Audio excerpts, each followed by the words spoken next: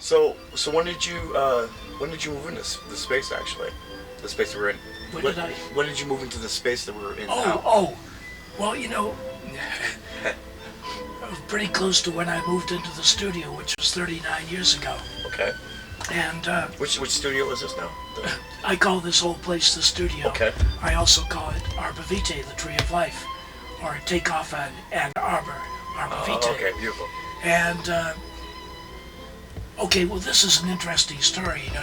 You can cut some of this out if you want. Well, you never know. But this part is really influenced my life. Definitely feel free to talk as much as you wish. Okay, well, you asked about this place here. Sure.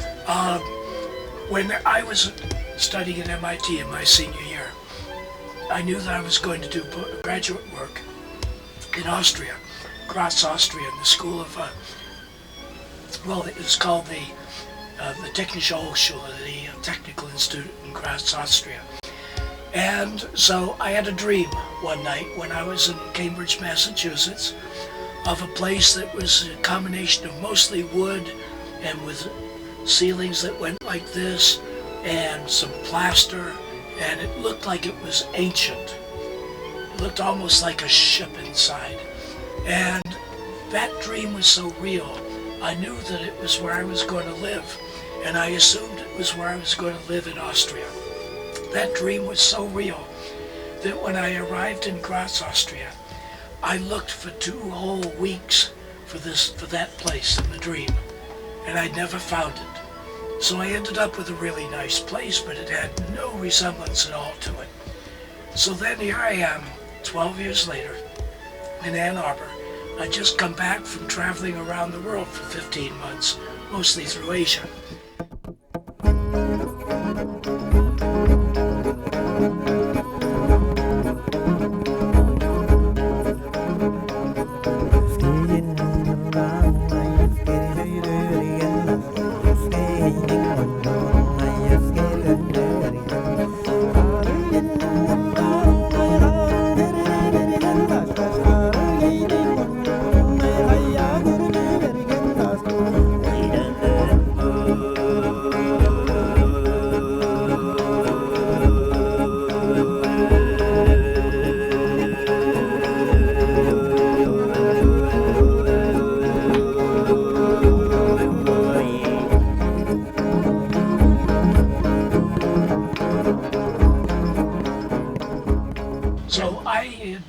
Into this one-room place for 6 months in Ann Arbor. For the time being. And on Friday, July 13th, 1962, I received a telephone call to inquire about my doing a private project as an independent planner. It was for the housing company of Kaufman and Broad. Friday, July 13th. I love the date. And so it turned out that I had my client coming to my one-room apartment and sitting on a bed. This is the company that became the biggest housing corporation in the world, Kaufman and Broad. And I thought, I really should have 2 rooms, one for an office and one to live in. So I looked around, looking for a place with 2 rooms. And I found when I came over here, I found this advertisement for a place on State Street, and my future landlady showed me Wazoo Records, which at that time was empty. It had been a dentist studio, and it was all these little cubicles with no windows. And I said, first of all, it's way too expensive. Secondly, it's way too big. And thirdly, it's way too dark. Ideally, I would like to have something with windows all the way around. And she said, oh, well, it's too bad the place upstairs is too big, because that has windows all the way around. So I said, what's upstairs? She said, it's an old dance hall. I said, oh, I'd like to see that. Oh, this is an old dance hall? Yeah. Oh, I didn't know that. So she had a big ring of keys, and it was like a grade B movie. She looked through all these keys and a ring of keys, and because she rented a lot of places, and she found the right one to open the door. I went up the stairway, crunching on things as I went up, which I later found out were dead bats and dead birds. It had been vacant for 4 years, but there was still some live bats there. And I looked up, and I saw this huge space. It's 42 feet wide, 62 feet deep, 23 feet high. And the first thing I thought of was to myself, what a great theater, what a great coffee house, what a great place this would make for some public activity. And so the first word I said was, fabulous. And the first thing she said was, well, I think we could we could work something out. Wow. And I said, oh, I wasn't thinking for myself. I said, I was thinking of a coffee house or something. She said, well, let's take a look around. So I took a look around, came up the stairway. I came up the steps and looked down in this direction. And there was my dream. I kid you not. This was exactly what I had imagined 12 years before. Sweet. And I thought to myself, I better not give up the opportunity. I am destined to take this place. And I told the landlady, I said, I don't know how I can afford it. I only have $40 in my checking account since traveling around the world where I spent everything. She said, but I said, somehow or other, I'm supposed to live here. And she said, well, the first month's rent is free. I said, well, I can afford that. I'm just not sure about the second month's rent. So for 39 years, I've been finding a way to afford this place. After it was a dance hall, which went up to the 1930s, in its last days, it was a speakeasy and gambling casino. No kidding. In the mid-30s. And then that closed down, and like it was built in 1887 as a dance hall. 14-inch joists, 1 foot apart with sand in between. Cool. Really to deaden the sound. Do you know anything about the dance hall at all? Like what the name of the dance hall was? Or? I don't know the name of it, but I met a jeweler who was in his 90s in the 60s when I moved in, and 1962, and he was over on North University, and I asked him if he knew anything about it. He said, "Oh yes, I used to go up there as a boy, and we would have our dances, and we learned to dance there." And I said, "Well, what was the room on the top used for?" He said, "Oh, that's where we changed from our street clothes into our little Lord Fauntleroy costumes." And wow. The girls changed down below in a place down below. Wow. So that's what this place used to be. Wow. And then after that, it was a 9-hole golf course. I still have one of the holes. I threw one of them away and kept the best one. Then it was a corset factory. I still have the 4 tables that we use for that. And after that, it was a second-hand bookstore.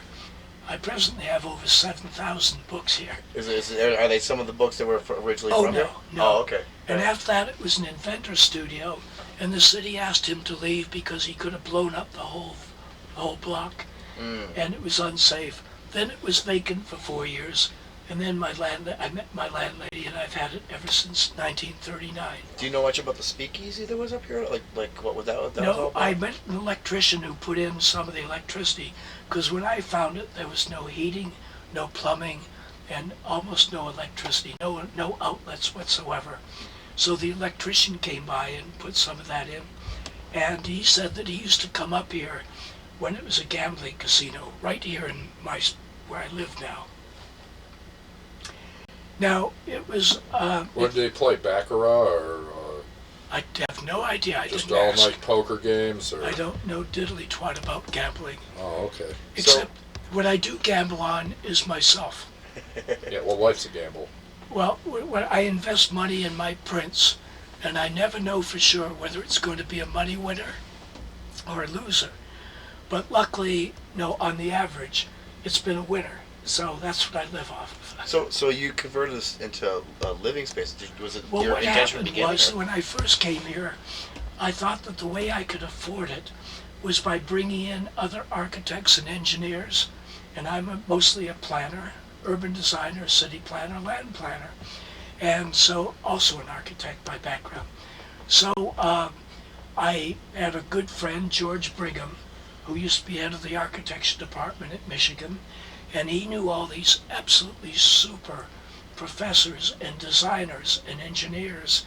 And so so what we did is I built all these partitions, and we had 5 people move in. 4 architects and an engineer and myself, a planner. I had half the space, they had the other half, and it was great. We formed a group called the Ann Arbor Collaborative, and that's what paid the rent. The place was nothing like it looks now. The floors shine like marble. Everything was architecturally perfect, all fresh colors, conference space, secretary, so forth.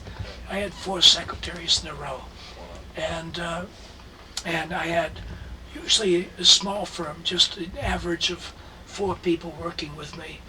And my idea was to be where there was close to a school of architecture where I could have architectural students work with me and also have professors who would be consultants. So it turned out great, and we worked together very well. And so Then came the first recession. the first recession. Oh, they just didn't want to pay the rent. What cheap year as it was this? Oh, the late 60s. And they just dropped out like flies.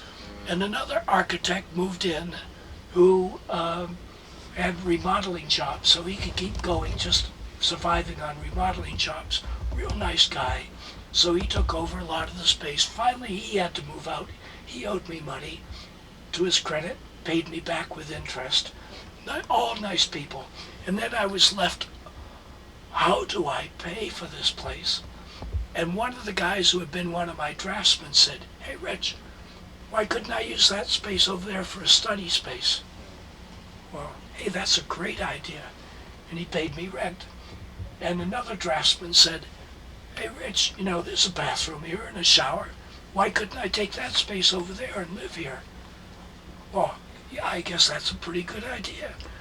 And then went on that way, and friends talked to friends. Next thing I know, I had 5 students living here and helping to pay the rent. And ever since the early 70s, that's the way it's been.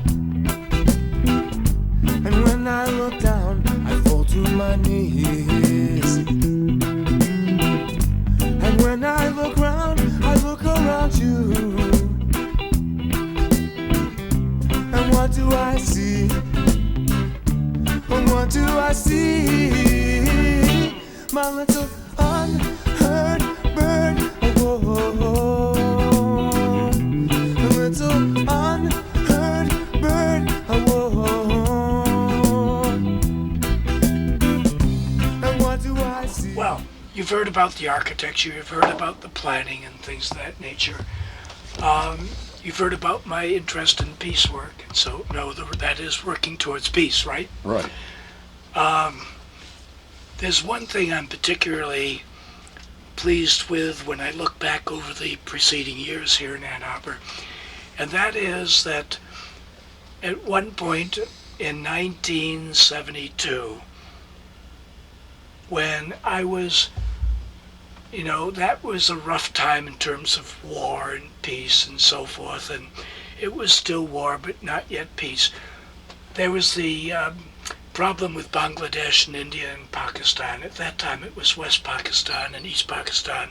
I mentioned how I went to East Pakistan, and at the time, before I left, I read that the Dalai Lama of Tibet was interested in working towards world peace, as I was. And I had some sort of a karmic relationship because in high school there was a young lady I dated whose father was a Tibetan explorer, William McGovern, not George McGovern, but William McGovern. And he had written the book To Lhasa in Disguise. and from him I had a fascination with Tibet. So I wanted to meet the Dalai Lama, and especially because he was interested as I was in working towards world peace. So when I went to Bangladesh, I was hoping that there might be an opportunity to go to Dharamshala in the Himalayas, where the Dalai Lama lived, and to invite him to Ann Arbor to talk about world peace. I went, before I left, to the Office of Ethics and Religion and asked them if they would be willing to sponsor him here at the University of Michigan. And they said, well, yes, but ask him how much it would cost. So, as luck would have it, with the group of people I went to Bangladesh, the person sitting right next to me, who was not from the United States, he was American but living in India, happened to live in Dharamshala, where the Dalai Lama lived, and he told me all about how to get there, and that he was very accessible. So I went there. I went to Dharamshala, and wouldn't you know, the night I got there, I was terribly ill, and I almost died the first night.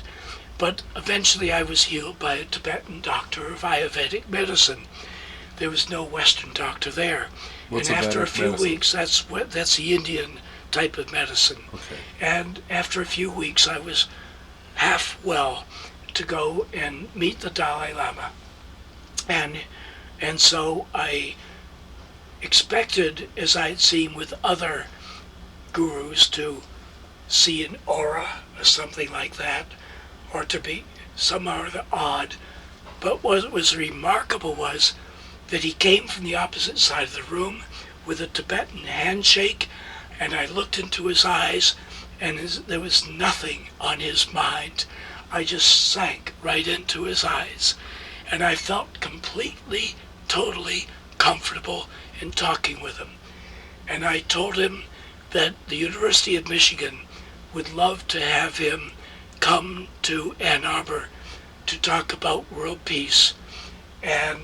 But the only question is, they wanted to know, first of all, would he be willing? And secondly, if he were willing, what would be the fee? So first of all, he said, yes, he is interested in coming to America, but not as a tourist, but to learn ideas about world peace from anybody, not just the heads of foundations, but from people who are just citizens who are working towards world peace. And as he spoke, my mind went through the idea of just having all these people in a forum talking about world peace, and I gave him the idea in return. He said, yes, that's what I would like to see. And then I said, well, when can you come? And he said, well, I cannot come now because your government won't let me because of the problem between China and Tibet. And it was actually Brzezinski and Carter's regime who was keeping the Dalai Lama from coming here. So when I came back, but as far as the cost, he said, don't worry about the cost. No, whatever the university would like to give as their typical honorarium, I would be happy with. And so then we had a couple of other questions, and I was just amazed at how comfortable, totally comfortable I felt in his presence, so totally relaxed. So I came back and got in touch with the people who wanted him to come. 7 years later, when it was possible to have relations between the United States and China, 2 weeks after that, I received a call from the Dalai Lama's office in New York City asking if we were still interested in having the Dalai Lama here. And of course I said yes. This was 7 years later.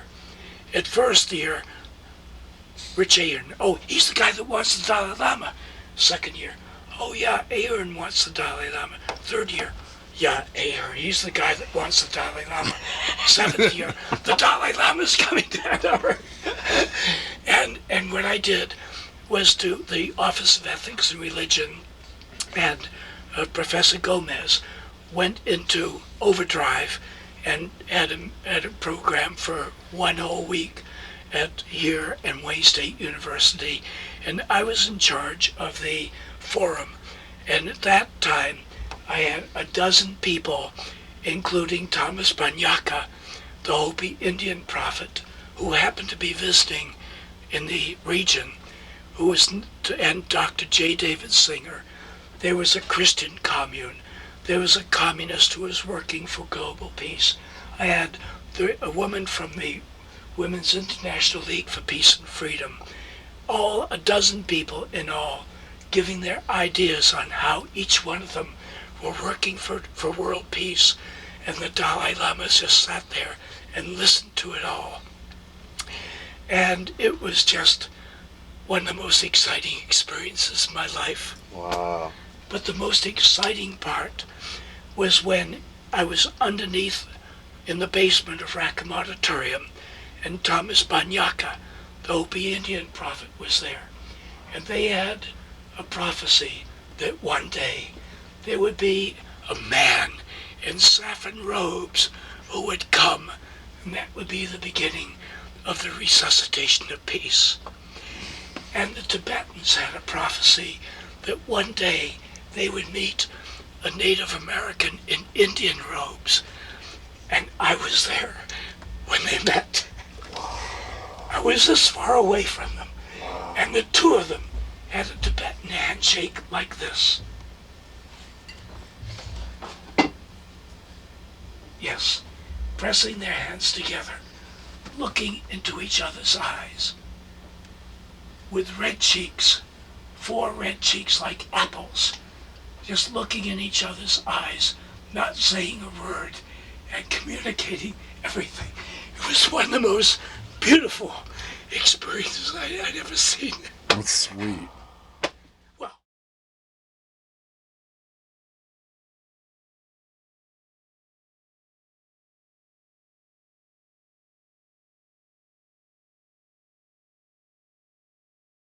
most of my work was land planning, urban design, and city planning. I was planning consultant for Bloomfield Hills around the 80s, and I was doing projects literally all over the country for, mostly around Detroit area, but there is one big one in California, then Ohio and Indiana, places like that. Oh, Massachusetts, but so I was doing a lot of work, had a good reputation, but I really love architecture, so it was fun. And somehow or other, I don't know how we found each other, but the owners of the Fifth Dimension heard about me and I guess called me up, said that they wanted to remodel this old bowling alley into a dance hall, a teen club. And because there was a market at that time, Lollapalooza and all these places, it was the thing to build teen clubs. So we really got along just great. It turned out that they were from outside of Ann Arbor, and they didn't quite have the feeling as to what would really catch on here. So they wanted to call it the King of Clubs, and they wanted to wear flashy suits with spades and clubs and all the card things, and I said, this isn't quite what would fly here, and they said, well, how would you do it? I said, what would you call it? I said, I really don't know, but I know a way to find out. I said, why don't I just get my draftsman, my high school draftsman and my college draftsman, we'll all have a party, just give them free pizza, free Pepsi, whatever, and we'll have a brainstorming session. And so they got their friends together. They liked the idea. And so we all got together and we brainstormed and couldn't come up with anything that everybody liked. Then we had pizza and Pepsi and things like that, got back into it. And somebody said, how about 3 dimensions? And I said, the 4th dimension. Somebody said, the 5th dimension. And everybody applauded. And that was the name of the club. Wow. 6 months before the singing group, the 5th Dimension up in, Toronto, I think Detroit. it was. Detroit? Was it Detroit? Was started. I thought they were from Toronto. I don't know. Anyway, but we were so in tune. We came up with the name of the place before the singing group came up with theirs, and we all knew it. And the beauty of it was that we had 25 people who could tell all their friends about the club, and they were our advisory board. And so that's why we everything went through the advisory board, and it was not just a bunch of adults deciding it. It was a bunch of teen kids as well, you see. So we had this place, and they didn't know what to do with the bowling alleys, and I don't know who came up with the idea. We had a very cooperative thing. It was the 60s. It was the age of cooperation, right? Hopefully. It was, and so I had been trained at MIT to be the star, right? That's the way it was. Anybody that comes out of there was going to be in charge of an architectural office. And I could see that, that there were new ways of living, and I was much more interested in cooperation. I've never been a boss type person. I was born on the 4th of July. I never wanted to be bossed by anybody, and I never wanted to boss anybody.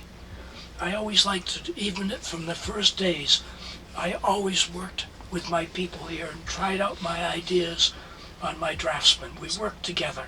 It wasn't just like, here's my design, draw it up, type of thing. It was, here's my design, what do you think of it? This is the reason I did that. Hey, that's a good idea. So that's what happened with the Fifth Dimension.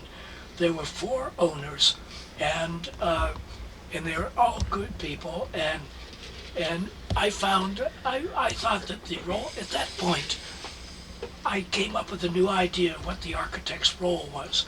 Not just to be the star and be the great designer, to get some award in an architectural magazine, but to help people become creative, and to have a cooperative thing, and to encourage the creativity in my clients.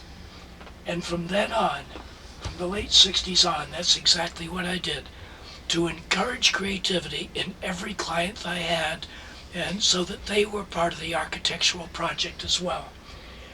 There was, the owners, the outside of the place looked blah.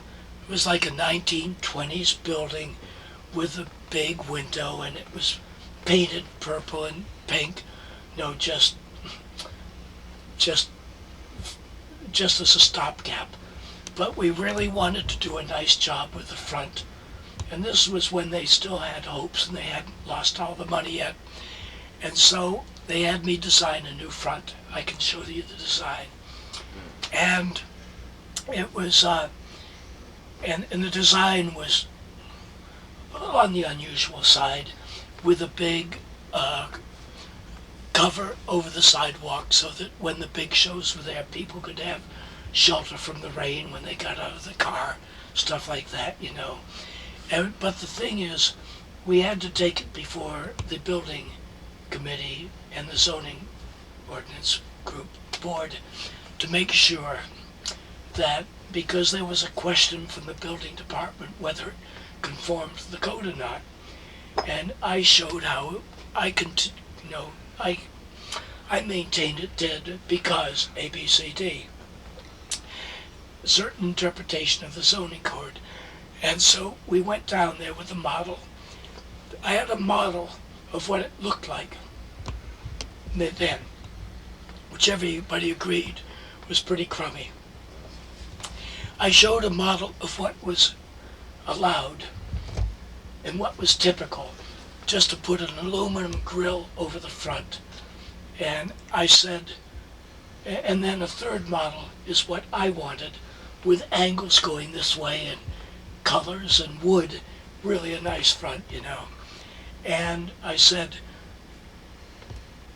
when I showed what was legal with the aluminum front covering the windows and things like that, I said, but this would look really cheesy, just like, such and such on Main Street. It was dead silence. What I didn't know was, I didn't do my homework. the head of the board was the architect that designed the one on Main Street. Well, we were refused.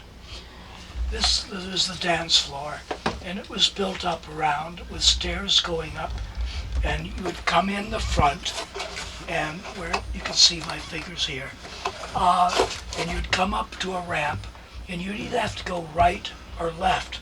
And instead of the usual dance hall where you went in and the band was over here and it was all one space, this was the bandstand, and this was the green room where they changed.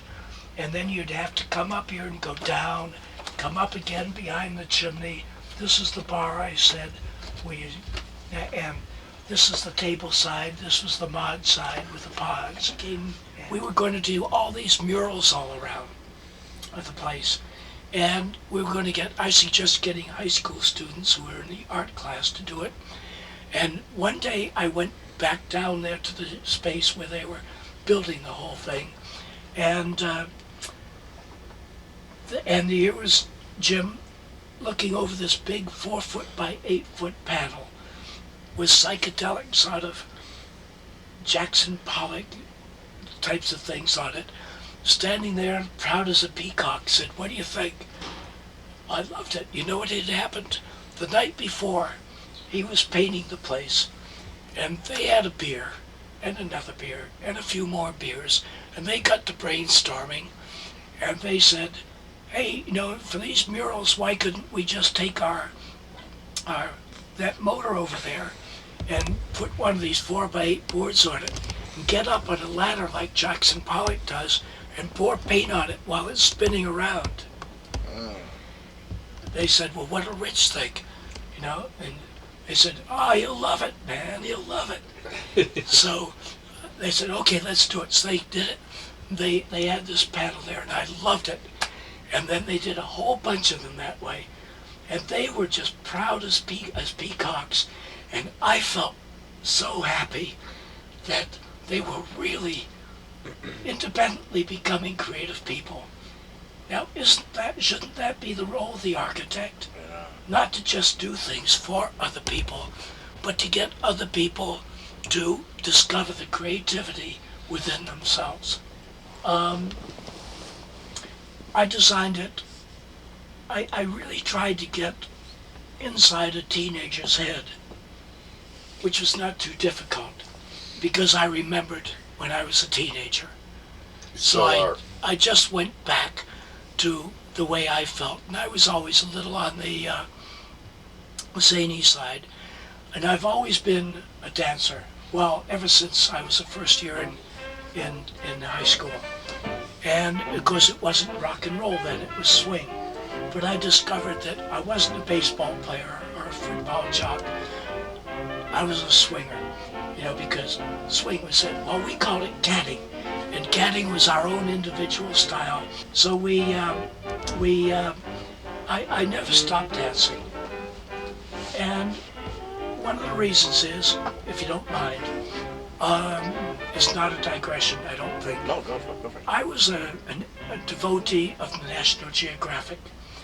And one time, every time it came, first thing I did was look at the National Geographic. I've always loved to travel, and it created a desire to travel around the world. I saw this one picture. It was north of Kashmir, in the mountains, and here are these people, the Hunzas. Okay. The Hunzas, living in the mountains in what used to be the Southern Soviet Union. And they were dressed in long black. They lived lives which were older than any other people in the world.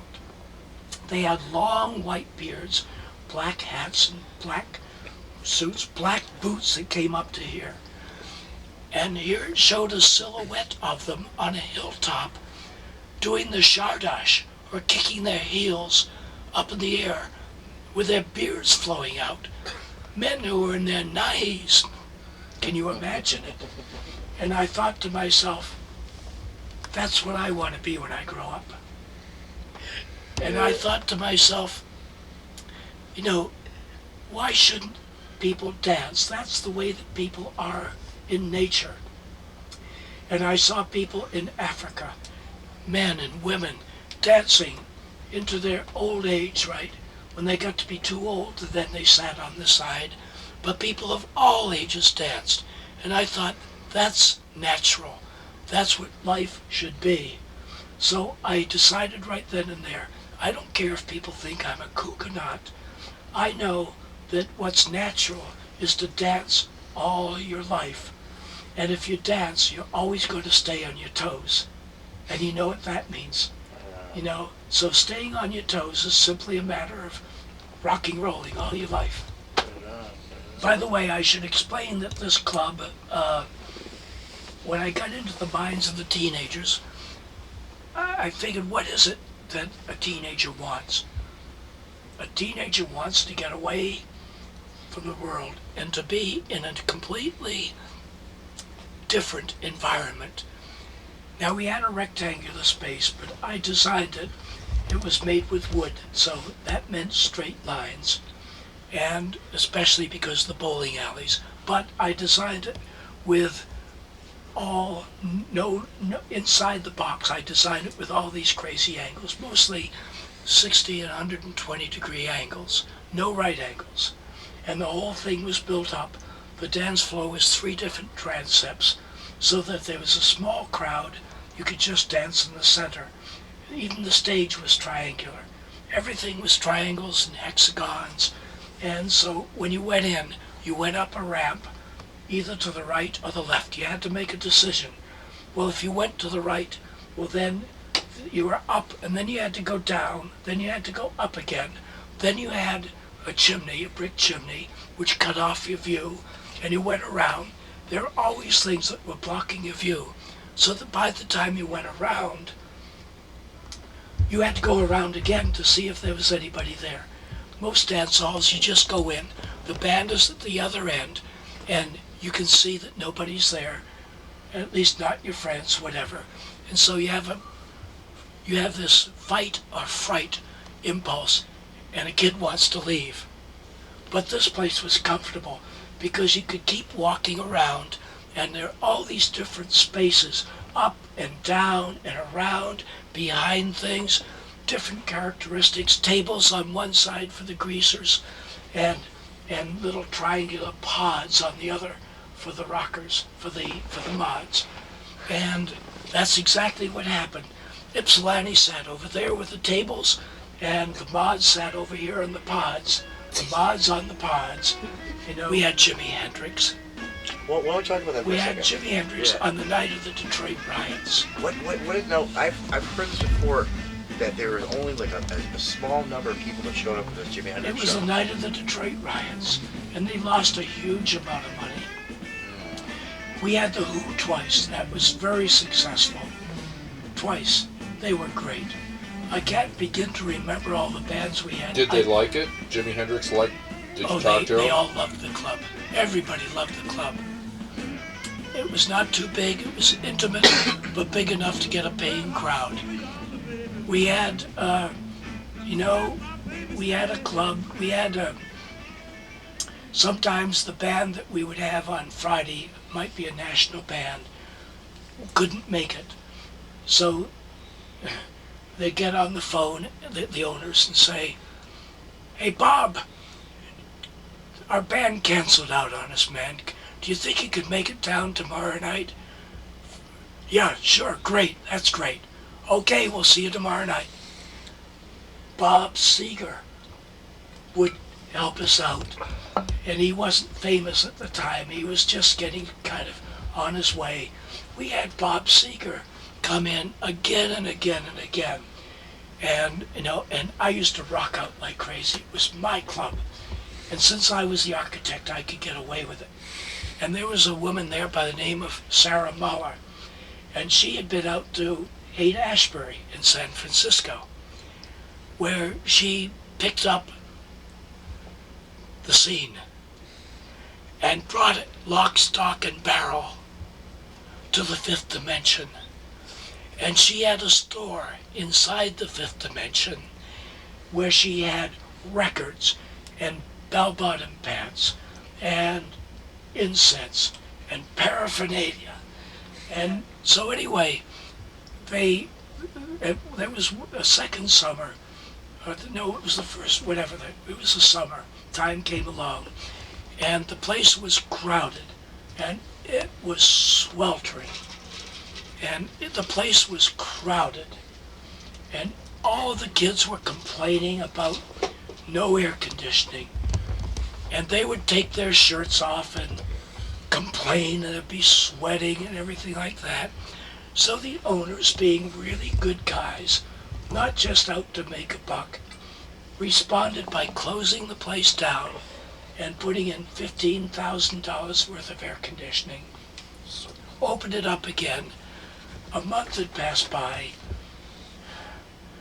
and the kids didn't come back. There was a hiatus there. You know, they lost the thing. If they'd just let it that way, the kids loved to gripe about the fact that there was no air conditioning. It gave them an excuse to take their shirts off, right? And the women, the young girls, loved the excuse to show a little more bosom, right? It was teen spirit. They wanted to have another Detroit group, another nationally known group. So, to close it out, so we had the MC5. And there they were, the MC5 up on stage, and it was rocking. It was great, you know. And then at a certain place they said, hey, this place is going to be torn down, so let's tear it down. And here I was, the architect, and I still had a hope that something would come through tomorrow. It can't be. I love this place.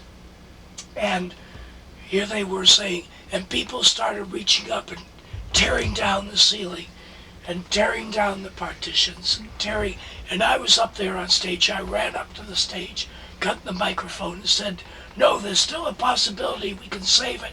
Don't tear it down. And people stopped tearing it down. The music continued, and I was just like,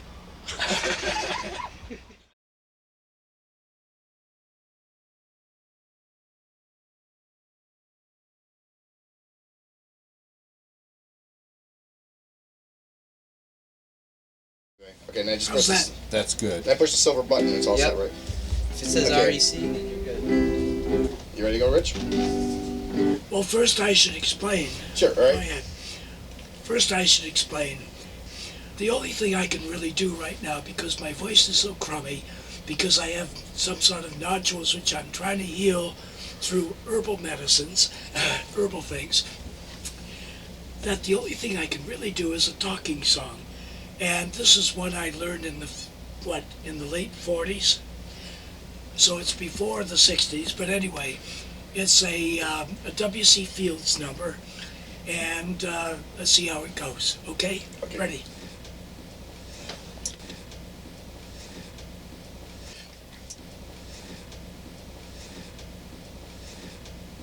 Okay, ready? Okay, are we ready? 3, 2, 1. Okay. There once was a young man, and he came to Ann Arbor in order to find himself a lucrative position befitting his talents. And he haunted all the employment agencies till he nearly starved to death, till at last he found himself a job in a stone quarry with all the other University of Michigan graduates. And after work was done, they lured him into a saloon and they tempted him to drink a glass of beer. But he had promised his dear old mother that he never would imbibe, that he'd never touch his lips to a glass containing liquor. So they laughed at him and cheered, and they called him a coward, until at last he clutched and drained that glass of beer. And when he seen what they did, they smashed him. When he seen what he had did, he staggered out the door and staggered out the door with delirium, tremens. I goofed up there. The first person that he met was a Salvation Army lass. And with one kick, he bashed in her tambourine. And when she seen what he had did, she placed a mark upon his brow with a kick that she had learned before she was saved.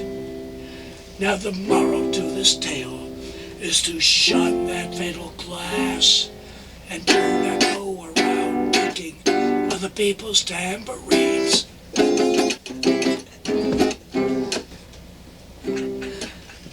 I like that song. Well, that's the best I can do it. Thank you so much. Thank you. Okay. Let's see. This is off.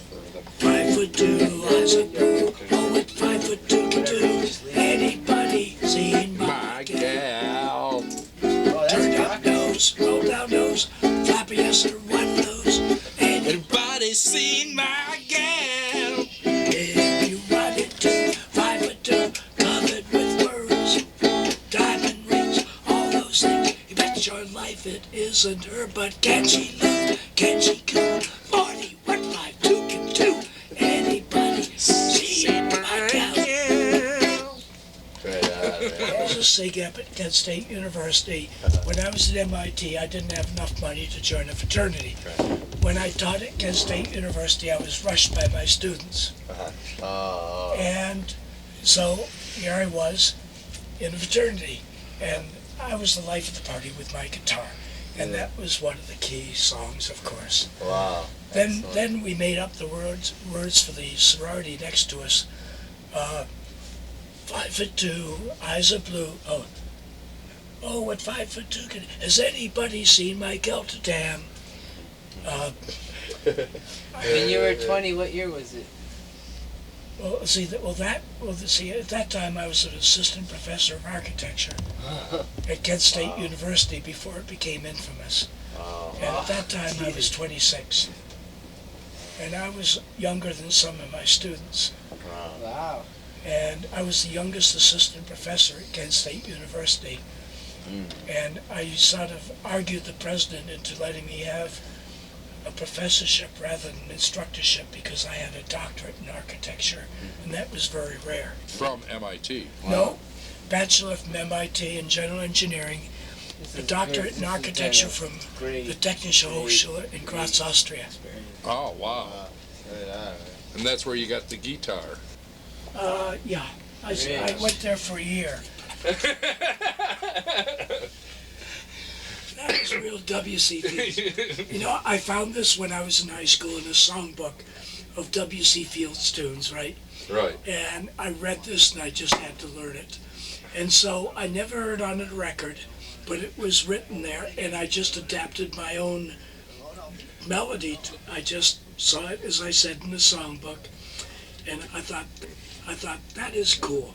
So I gave it my own kind of a melody, but this is the way it is. It's the only thing I can do with my crummy voice right now, right?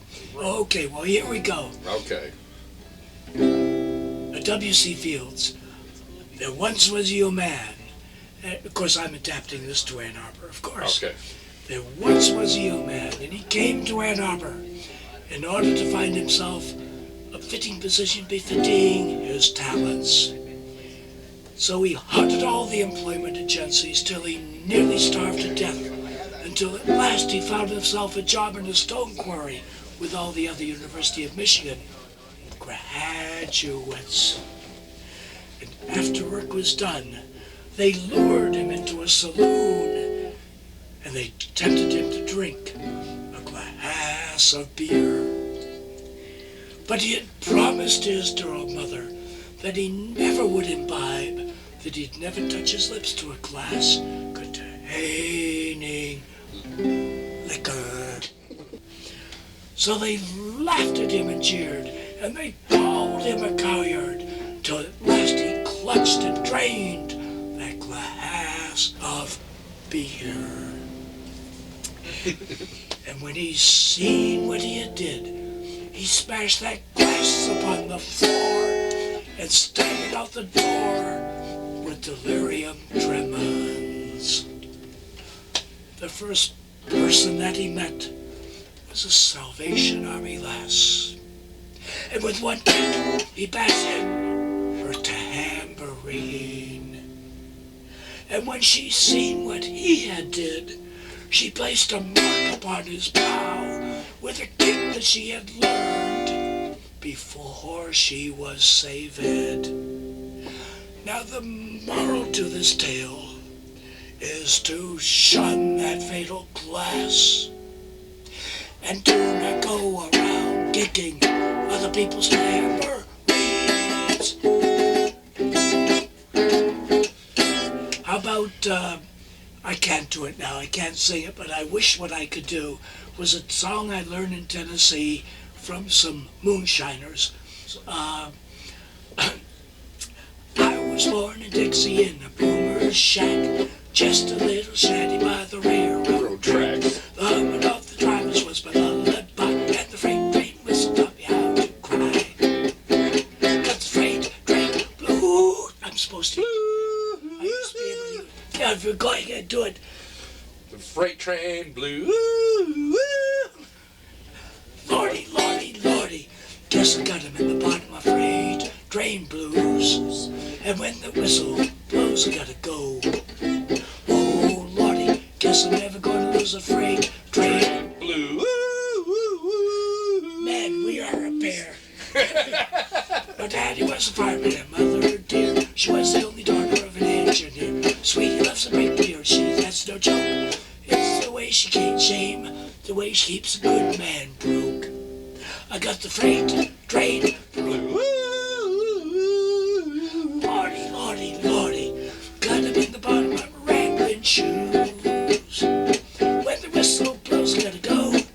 Oh, lordy, guess I'm never gonna miss a freight train Blues. Wow. Freight train blues. Oh, that is great, Rob. Right on.